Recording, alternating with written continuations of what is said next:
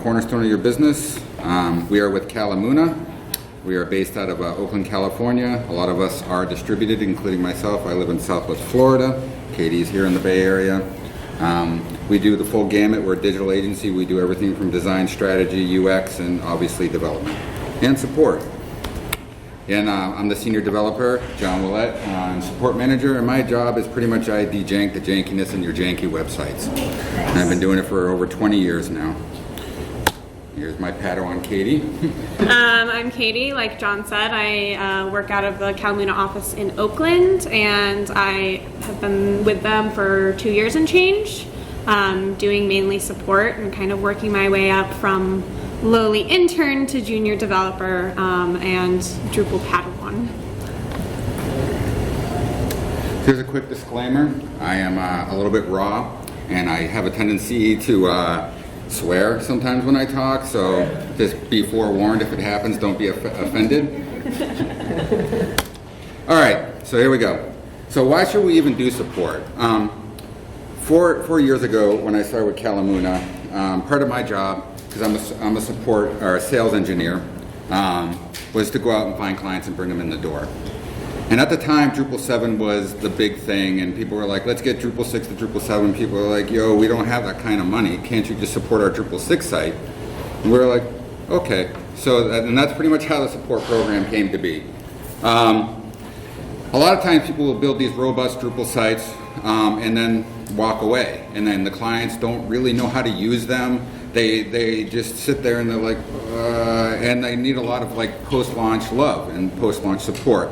The training really isn't there, et cetera, et cetera. And a lot of times, a lot of the clients we work with can afford to spend, $20,000, $30,000 a year, but you're never going to get a good developer for that amount of money. So that's pretty much why. So here, Katie's going to talk about people who have the right stuff to do support. Oh, actually, no, never mind. That's the next slide. Anyways, people who can do support. They basically, you could multitask throughout the day. That's a very key thing. I mean, someone who could be on like Entertainment Weekly, on Slack, while writing code and answering stuff in Zendesk. I mean, if that person exists in your team, they're made for support.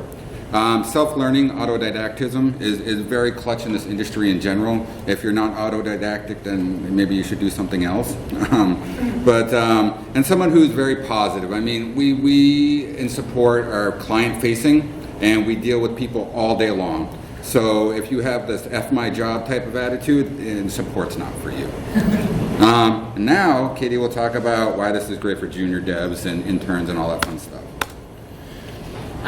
So we gave this session at the New Orleans DrupalCon this year, and since then we've actually taken on a new intern who I've been helping to train. So now I'm kind of talking about this mentorship training from both sides of the equation, because I have been mentored and now I am in turn mentoring someone new in the support realm. So that's been really cool. The reason that I think that support offers good opportunities for mentorship is because when you work support, you're working with a lot of different sites and you're working with a lot of different setups. And so you're going to very quickly get kind of a good lay of the land of what's out there and what different kinds of problems you might encounter, and very quickly start picking those things up. So it's that makes support really good for that kind of learning. It also kind of forces you to do both front end and back end things, and I think for a lot of new developers, they're not necessarily always super sure what they want to focus on, what they're really good at, what they like doing, and so getting exposure to both sides of that can be really helpful. The other thing that makes support a good mentorship tool is that many of the tasks that we get in support are very discrete, so they're not necessarily connected to a whole giant project where you have to sort of figure out all of these different moving parts.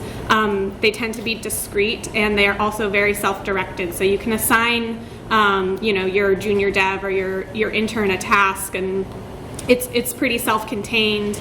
They pretty much know, okay, I need to look into this problem, I need to do some testing, and kind of go through that process on their own and start learning how to do that. Support also gives a lot of opportunities for important skills for new developers. definitely you start to master Drupal basics. You very quickly need to, start learning how to update modules, start learning about patches, about core updates, and those kind of, just everyday run-of-the-mill things that come up again and again and again as a developer. And like I said, since you are dealing with a lot of different sites, it gives you an opportunity to explore the entire Drupal ecosystem rather than say if your web shop is used to using like one particular distribution or like one particular setup, you're only going to have experience with that one particular thing when you're working on projects.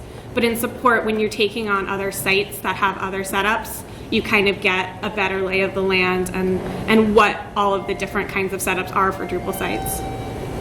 Support can also help teach really important, we call them soft skills, but I don't know if they're necessarily soft, but it gives them experience with interacting with clients, estimating tasks, documenting issues and solutions to those issues. And those are all super important skills to get the hang of as a new developer. So like I mentioned before, like at Kalacare, we have started now an internship program that we're wanting to kind of keep going and keep this cycle of learning so that when we can take on new people and those new people in turn can start training new people, and support acts as a really good vehicle for this kind of training.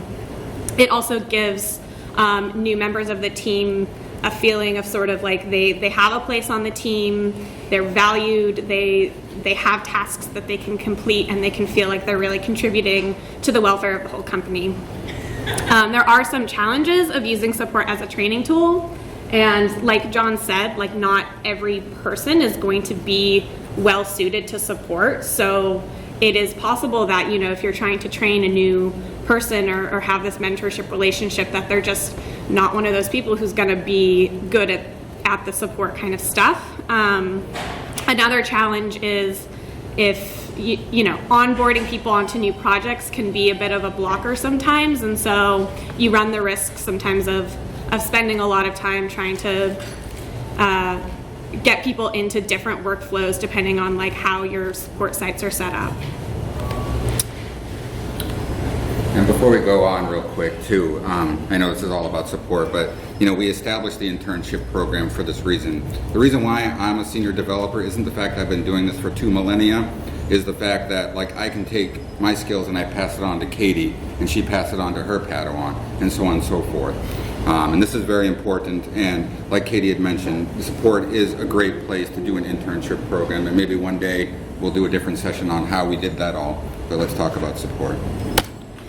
All right, so when I came on to Kalacare, I had many years experience, being a sales engineer. I even worked as a headhunter when the market died, back after September 11th and things like that. And so I was very lucky in the fact that, I can not only write code, but I can talk to clients and sell projects and fun stuff like that. So one night, I was sitting there, I think it was at a Florida Drupal camp about 3 years ago, and I figured out a way how to, basically scrape the internet for clients. And I wrote this program over the weekend. I don't even think I went to the camp. I just sat there and wrote code. And in turn, it has become a very giant revenue source for Kalacare.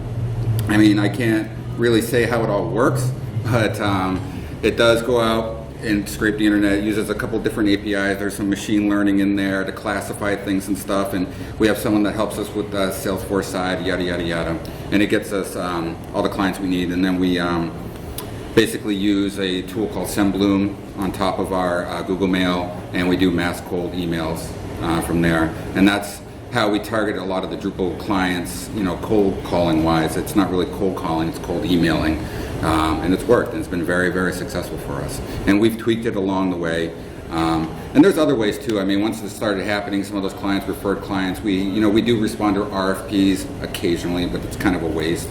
And many years ago when I was a headhunter, I remember seeing all the guys sitting in the office like on Monster and Career Builder, and they're like, we're all developers. We know what it's like to get calls from them. And I remember sitting there, I'm like, there has to be a better way. I mean, these tools weren't always here, and I'm a no competition type of guy. So by doing things this way, you're not competing against a firm that's bigger and has more money than you, or it just makes it a lot easier. And all those clients that have come to this, we have not lost a single one in 4 years. They've been with us the whole time. So it's pretty cool. Just to show, the program that we have is called CalLead. In the support side, it accounts for 40% of our revenues, or clients, or 40% of our clients, sorry. And this is a breakdown of where the other ones come from in support. And then for the client, the company as a whole, because we also have agency side, the CalLead program I made accounts for almost a third of all the clients in the company.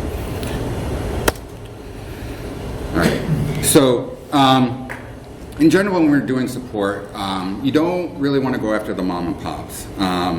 The reason why is you want a company that can spend about $15,000 to $30,000, $40,000, $50,000 a year with you. And we have clients that spend way more than that with us, but that's who you should be aiming after. And when you're doing all the cold calling and the cold sourcing and things like that, or even just word of mouth or referrals, I mean, you do have to prospect and evaluate if this person is really, or this client is really worth going after. You don't want budget to be a constant issue. Budget does come up all the time, but you don't want it to be like, hey, we need this, Acme type thing added to our website. Well, here, it's going to cost $12,500. Never mind. They won't do it. And if that constantly is the thing, then you shouldn't be working with them, because as much as everything is happy and touchy-feely, like, we are a business and we are here to make money and give people jobs. So the only way to do that is with money. You want also people who respect that we are professionals. I always relate to, if you go to a lawyer and be like, hey, you're going to try my case this way, you're going to say this, and you're going to do that. They'll tell you to go pound sand, And it's the same way with us. If you can't respect that, I've been an engineer for over 25 years, then why should I work with you? I mean, I'm the professional. You're paying us X amount of dollars an hour. You should respect who we are and what we do. And those conversations are very far and few between. Most people understand that from the get-go, but you don't want to work with somebody that is that way, or wants it now, because my CEO said he wants it now, and yada, yada, yada. Don't work with those people. Also, too, the type of support clients you want to work with also have that future project space, to where, like, yeah, they'll give you a retainer for 6 months, but you want them to spend $100, $200, $250,000 on you to, like, revamp or redo a space. And Katie's going to talk a little bit about the negative energy. So at Kalamuna, like, we place a lot of importance on working with people who kind of, jive with our company ethos, people who have similar values to us. So definitely, if you're looking for clients, like, you don't want to just take up whoever rolls in off the street. Like, it's important that you have that kind of commonality. It's also, you don't necessarily want to work with people who are, like, too big to fail. Basically, like, if they're just like this giant outfit that you're not going to be able to, like, help them really. And like John was saying, someone who doesn't value your professional opinion, who thinks that your expertise isn't really worth what they're paying for, like, that's not going to really work out either. And like John said, also, when budget's always an issue, like, that's just not going to work out. And in terms of keeping your clients once you have them, I mean, just basic courtesy, being expedient in responses, people really appreciate that. I can't really say how many clients have said, like, wow, thank you so much for replying to that so quickly. Even if it's just something that, I replied to within the same day, they really, really appreciate that. They take note of that, and they really, like, value that aspect of the relationship. Another important thing is managing expectations. In the support world, sometimes there are things that we can't really do on the scale that they want us to, either because they don't have the budget for that or for some other reason. But making sure that everyone's on the same page about those kinds of things is important. And when those issues do come up, staying in communication about it, like, it can resolve the issue without kind of bad feelings on either side. And at Kalamuna, we've kind of, this past year or so, started implementing more account management and more of that kind of in-between communication to foster that a little bit more. And on the same note with staying in communication, don't operate in a silo. So if you get a task and you're assigned to do something and you're working on it and not keeping the client updated with what's going on and like how things are progressing and, oh, why don't you QA this part of the new feature, you might end up with a product that's nothing like they were thinking, and that kind of lack of communication can cause problems. And of course, the best way to keep your clients is to know what you're doing, use your expertise, and use best practices. And they're not always going to notice this. They're not going to be like, wow, that code that you did is so beautifully written, because a lot of them are never going to see the code. But if you're doing that time and again and you're using best practices, like ultimately the relationship is going to benefit from that. And then if you do end up with bad clients, which does happen and has happened to us, basically, you know, if they're giving you unrealistic demands, it can cause a total breakdown of not just you, the developer, but the whole team that's involved. And I think John is going to talk a little bit more about what to do when this actually happens. So, I mean, bad clients can destroy the morale of any company very quickly. And I kind of briefly touched on like the now, or, you know, the unrealistic demands is like they want you to shoot for the sky, but you have the budget, you know, to come right here.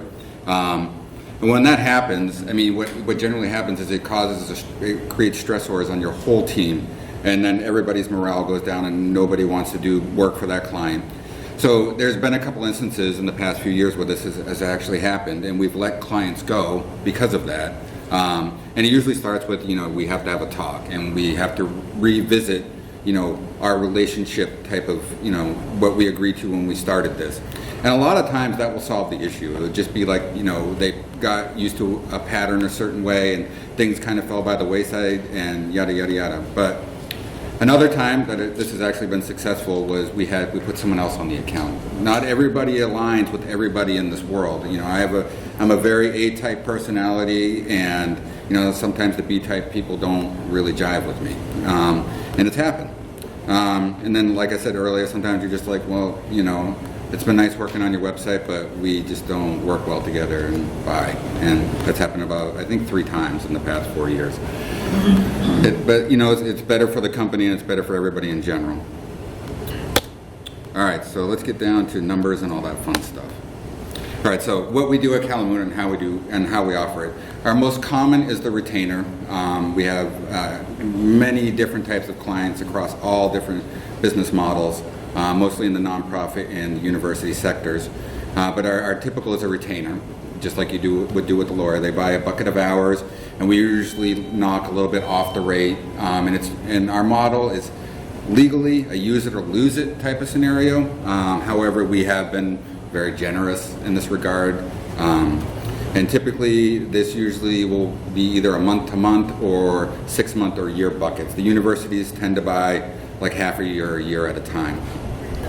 Our favorite one is time and materials, because we can charge one of our highest rates, and it's basically just what time and material is. They send in tickets or tasks, and as such, we just work on them in a timely manner.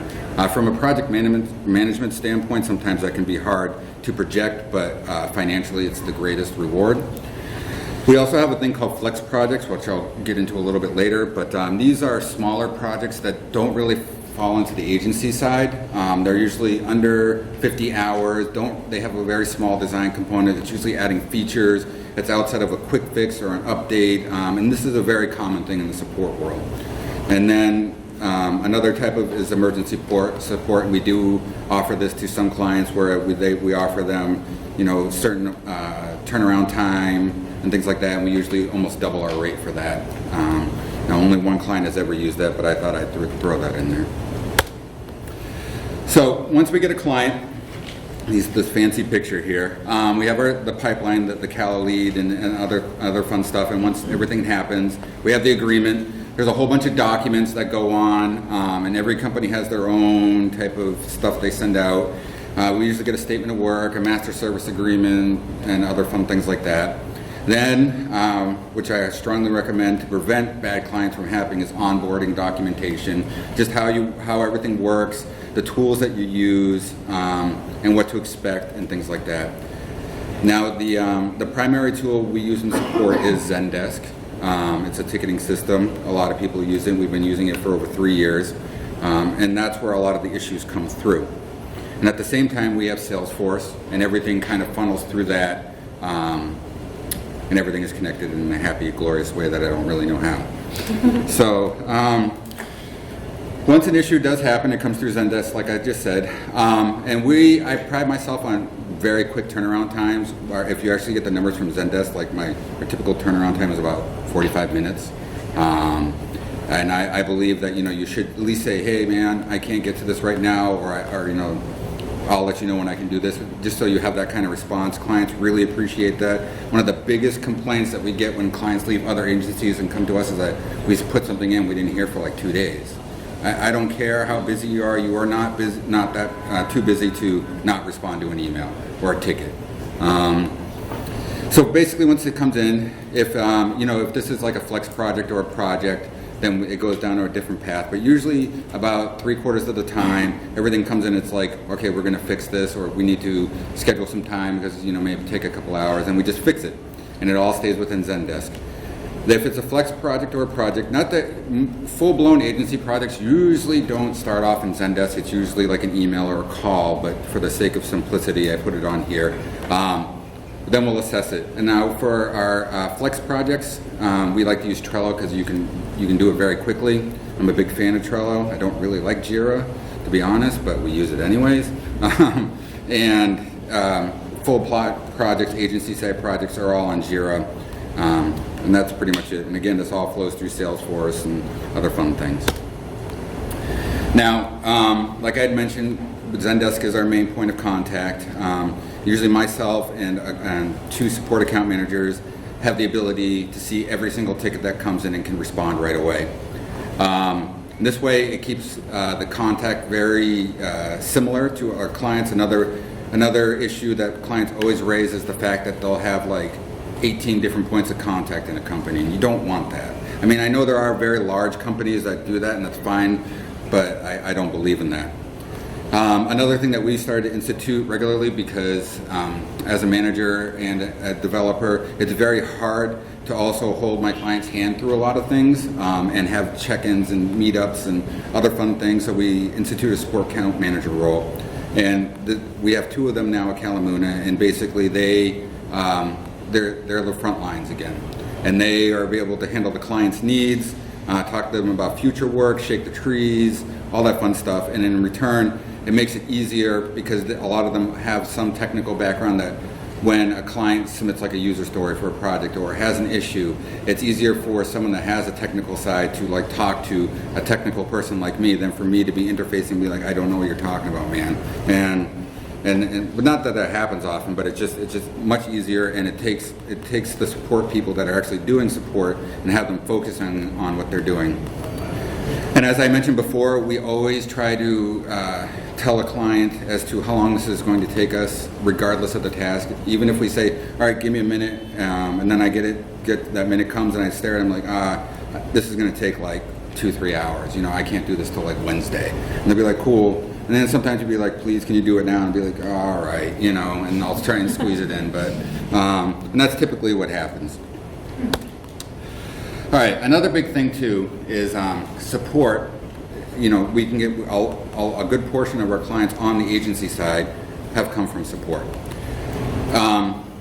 As a technical person, it's my job to tell a client what's wrong with their sites. And I've seen a lot of shitty sites doing this. They come in and you're just like, what the hell? Like, what were these people thinking? And I get it, and I've been doing this a long time, like I've said, and I understand what happens during the processes, but I am very vocal in that regard. I will tell a client, I don't know why they built this with this and this with that, and the front end just looks like it's duct taped together. The back end's glorious, but, and what that does is it puts like a thing in their head to be like, well, we need to redo this. And I just sold them on a project without actually selling them.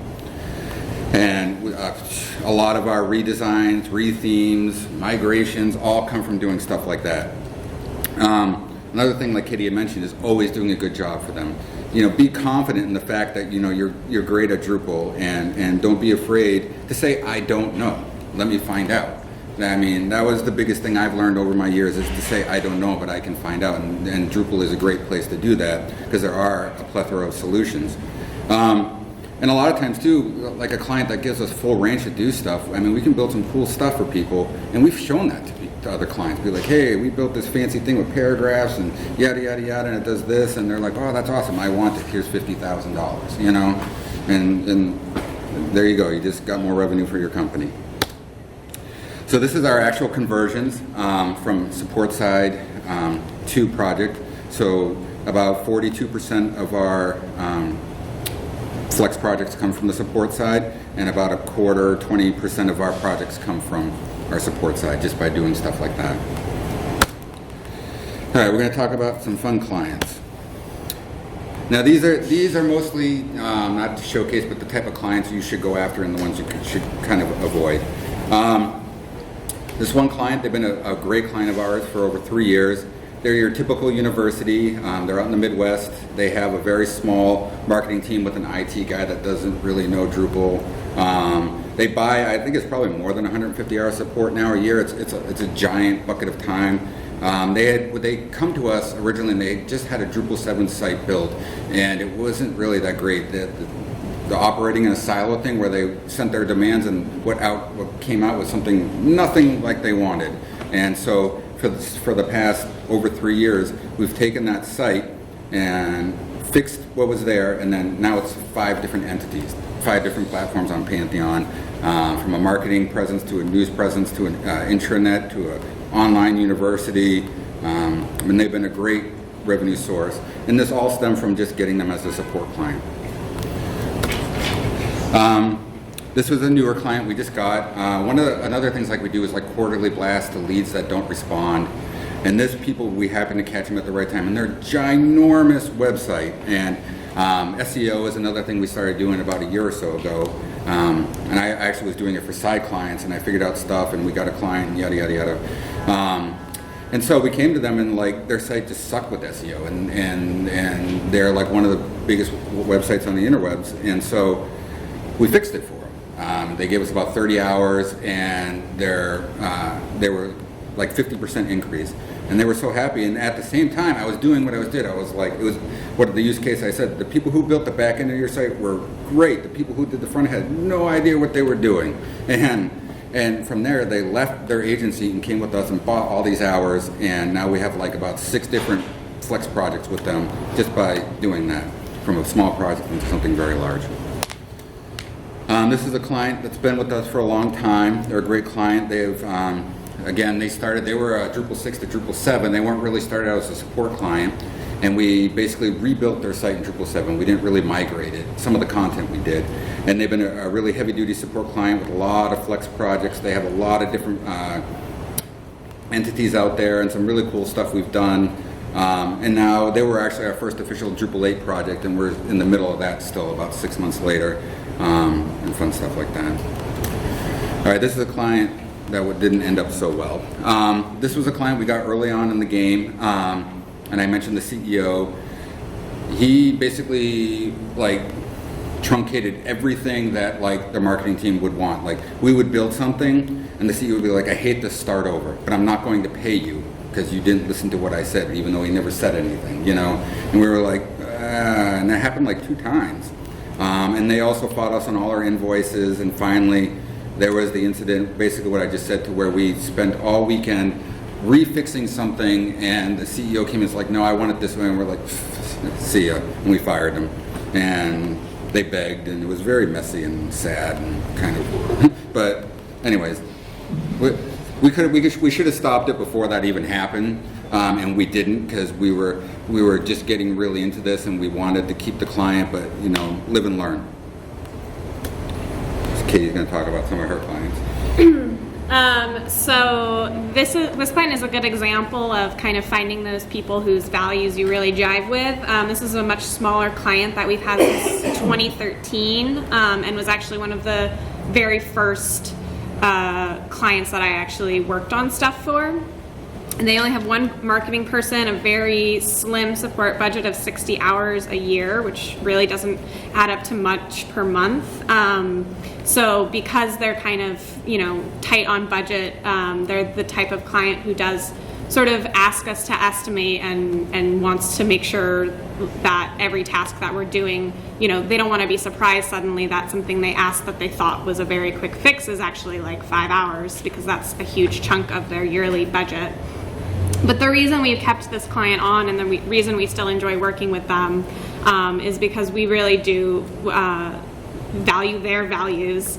And they've also been very sort of understanding of where they fall in this sort of spectrum of our support clients. And so it's just goes to show that, like, if you have a good relationship with a client, sometimes they're really worth keeping around.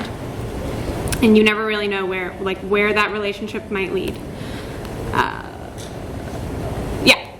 This next client has been with us since summer of 2014, and they're kind of an interesting case because they have one bucket of hours for a variety of academic departments at this one university.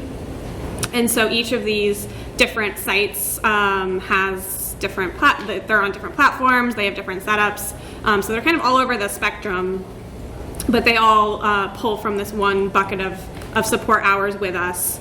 And they have 6-month retainers with about 150 hours plus some overage, and they kind of pop up every once in a while with flex projects and smaller sort of projects for us to work on, and it's been a good relationship with them as well. This is an example of a relationship that was, I think John mentioned it briefly, a relationship that was not so good, but we managed to sort of repair and keep this Bay Area software company on as clients. They've been with us since 2013, and they were one of these Drupal 6 sites that we just were sort of like, okay, yeah, we'll support your Drupal 6 site. Really at this point, I feel like you don't necessarily want to be taking on new clients who are still on Drupal 6. Now that Drupal 6 is not supported anymore, it's just like a lot more difficult to do that support, but because this is a client who's been with us for so long, we do still provide that service for them. And they are an example of how just putting a new person on an account can kind of save a relationship. So they didn't really get along with the agent who was working with them before, and then there was some contentiousness, and then as a new developer I got put on this account, and I was like, why am I being put on this account if we hate them? But it actually worked out. I got along with them well, they liked me. They were really appreciative of, I guess, what rapport we had, and it ended up working out great. All right. So another client, though, I wanted to throw up there. I didn't have a slide. We recently lost a client. They were a fantastic client for many, many years. We did like 3 rethemes, and then they got bought out.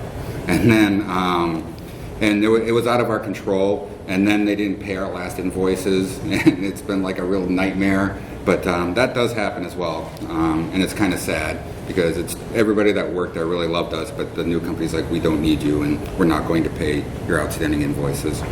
But anyway, so all this talk about like support being the cornerstone of our business. This is the last 2 years of revenues at Kalamuna. I'm not going to show you the actual numbers, but as you can see, support, the Kalacare and the Flex products makes up about 33% of our total revenues. And that's pretty significant with any business, regardless of how much money you bring in. So, that's it. Any questions? Great. You talked about support being an ideal role for new developers or junior developers. Is that kind of the pathway you have through your company, like new people start in support and work their way up? Is that... Pretty much, yeah. I mean, the internship program we made, it's easier to throw people in support because they have an eclectic type of setups, whereas on the agency side, we tend to build sites a certain way, and it's great to learn that, and they usually do. However, to train, it's better to see how everybody does stuff, and then kind of show them the good way to do stuff. I'm wondering if part of that was due to the fact that it's it's hard to find people who dream of being support Yeah. developers. Recruitment is kind of an issue. Yeah, that's also Is the that- case, yeah. I mean, a lot of our senior devs, besides myself, get hired onto the agency side, so it's not that we don't have, more experienced people working on the support side, because we do. It's just that usually new hires are hired for a specific reason, and our support department hasn't grown large enough to where I'm going to hire someone of my equal caliber yet. It's usually mid-range to junior devs, and then I handle the heavy stuff. Thank you. So how many support tickets do you guys get per week? And do you ever have instances where you get too many and you just don't have the time to, or the resources to allocate towards that? Yes. It depends. What I do mean, you do about that? 'Cause that happens to us all the time. it comes in fluxes. Like, I mean, August, like, we barely got any tickets, but we had a bunch of flex projects, and then all of a sudden it was like someone opened the bag and we got like, but on average we get about 100 plus tickets a week, and we're pretty good at triaging tickets. So when we get too many, we can handle it that way. We use a company called Manatee as our overflow to help us with some stuff sometimes. That, like, if we can't get to something right away, we will utilize them to help us because it's easier to get through that one time than hire a new developer and things like that. So that's pretty much how we do it. I guess a follow-up question to that is what happens when your developers have projects going on and they don't have time to work on them because they're doing too much support? Or does that happen to you guys? I mean, we're pretty separated. It's like the Apple versus Mac type of thing. We're off on our own little island in support, and I do because of my technical capabilities. I do work sometimes on the agency side. However, usually Katie and Amy June, they don't work on the agency side that often, so that doesn't really happen. I mean, I would just, when we're talking about also having like these flexi projects and stuff, which can be really nice for when you do have that kind of famine of support tickets, which is the opposite of what you're talking about. And that these projects sort of build up and that, we need to have the bulk of our focus there. And if we're getting a bunch of support tickets, then it's kind of up to the developer and the account managers to kind of put their heads together and think about like, okay, what are we prioritizing? What really needs to be done by the end of the week? A lot of our clients are also very understanding if we write back to them and we're like, hey, okay, I see this ticket, I know what you're talking about, let me see if I can get to it by Thursday, or let me see if I can get to it early next week. And most of the time they're like, that's fine. Oh yeah, we're not in a rush. Oh, it's fine. Yeah. So a huge key to this is just get those clients who are going to be understanding and like value the relationship enough to be like, oh yeah, okay, cool. Yeah. And another thing too is I meet with both of our support account managers every Monday, and we have a giant Trello board of all the stuff, and we move stuff around and we say we're going to assign this, we're going to do these flexi projects this week, these next week. It doesn't always happen that way, but we try, and when it falls out of that realm is when we do what Katie said and kind of notify the clients it's going to be a couple weeks, and 9 times out of 10 they don't care as long as it gets done. I have 2 questions. The first is about how do you decide how to assign tickets? Because it sounds like you have support managers that manage certain accounts, but they're not doing everything for those clients, right? No. So basically, we all have our own assigned clients. We have the main person, and then we have a backup.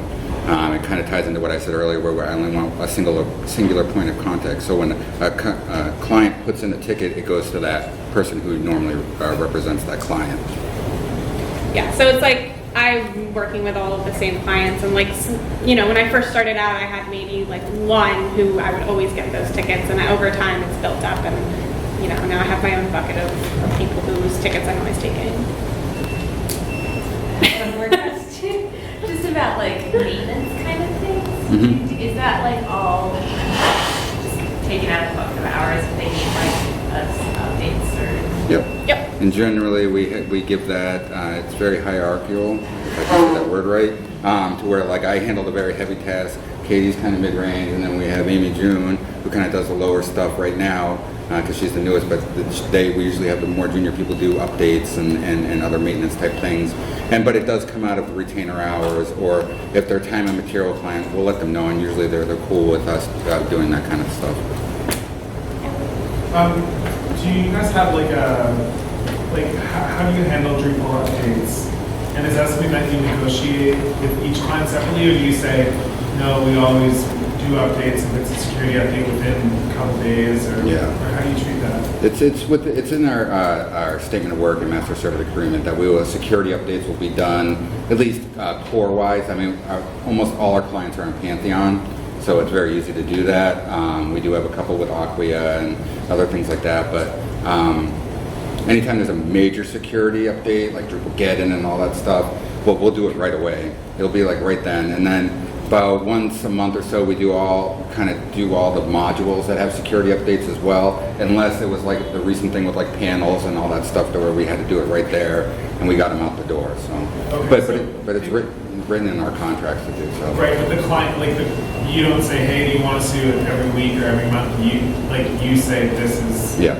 what you're getting. Yeah, and a lot of our clients too, since they work with Pantheon, they'll get like those SA notices that go out that Pantheon will put out, and a lot of us they've gotten used to the fact that we're going to do this, so they don't email us anymore, but they kind of know and are aware, and we always let them know. We just don't blindly update their sites. We'll be like, yo, we'll put stuff on test, and then we'll have them check it real quick, like a visual regression, and we'll do the same, and then that's about it.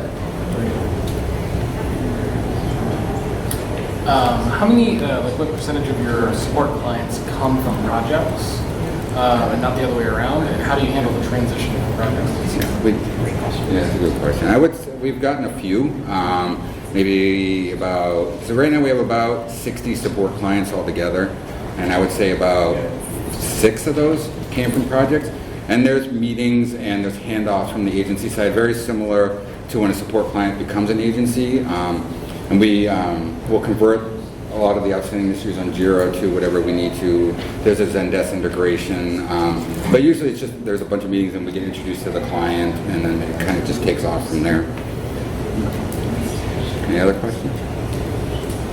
So you said you had like 60 support clients.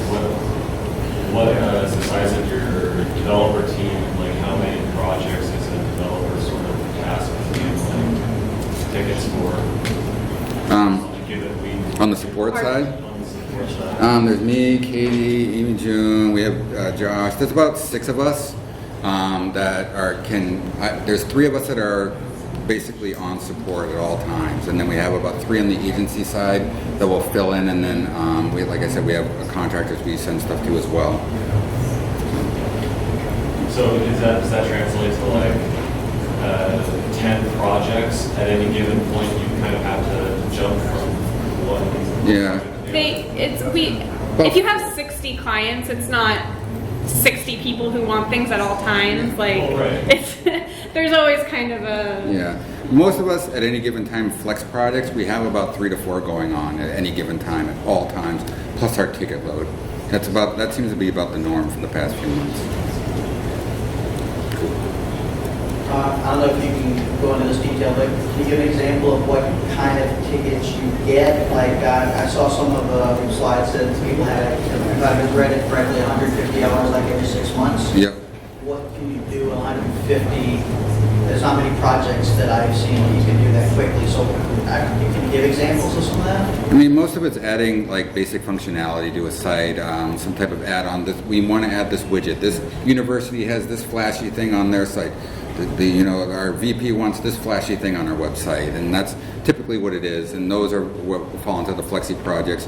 And a lot of people, the bigger the site, the more prone it is to being broken. So that's where a lot of tickets come from. And sometimes when they break sites, especially if they have the ability to, because we're not the only ones that will be working on their site, especially if they have like Drupal people in-house. So sometimes things will get broken, and we'll have to fix the broken things. So, and that's typical as well. But generally, a large bucket of those hours come from Flexi type projects, and it's all over the place. I mean, we've done everything to a website. I've integrated with every API in the known universe, and it's whatever.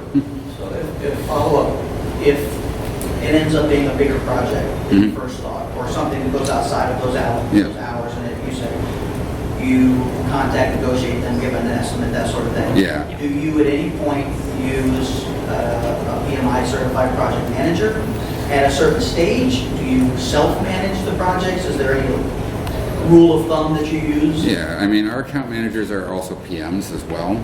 So, and then there's PMs on the agency side as well, and sometimes they'll get moved to that side. But usually because they'll come to us, say like, we want this shiny new widget. We'll be like, hey, this is going to take like 300 hours to do this, and they'll be like, cool. They'll get the money, and then they're off to the agency side, and that's generally how it goes. And they do what they need to do, and then they come back, and we support whatever widget they build. What advice would each of you give to a new developer? You're going to be bombarded with a lot of stuff. Be ready. Keep calm and carry on. No, I mean, my advice would be to ask questions early and often. I think for me, when I first started out, there was kind of this fear of like, they're gonna know that I don't know what I'm doing. But just kind of being able to come to someone and be like, hey, I really don't know where to start with this. Hey, can you point me in the direction of some documentation? Or hey, can you just explain this to me really fast because I'm not sure I'm totally understanding what the client's asking or what this thing is supposed to do or whatever. So yeah, ask a lot of questions. A lot of questions. You mentioned that you don't do much of the emergency support. How do you set that expectation with your clients that you're not going to be answering their ticket at 2 in the morning necessarily?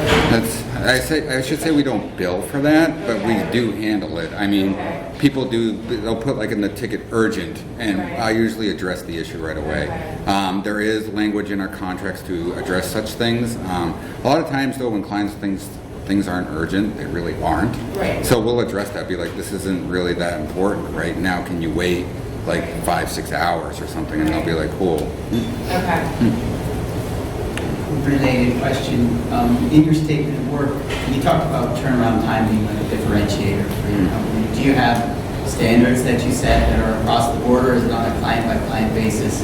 We need a response within 6 hours. Yeah, it's standard, and I think in our contract it says 1 day, but that's never happened. I mean, we respond right away, but When legally. you say respond, does that mean fix everything, or Just say, respond. This is how long it takes? Just write a sentence. Because it would be very hard legally to say that we could put some benign amount of time to fix all issues. It'd be very hard to do that. Yes, it would. So, all right, I think we're out of time, but thank you everybody.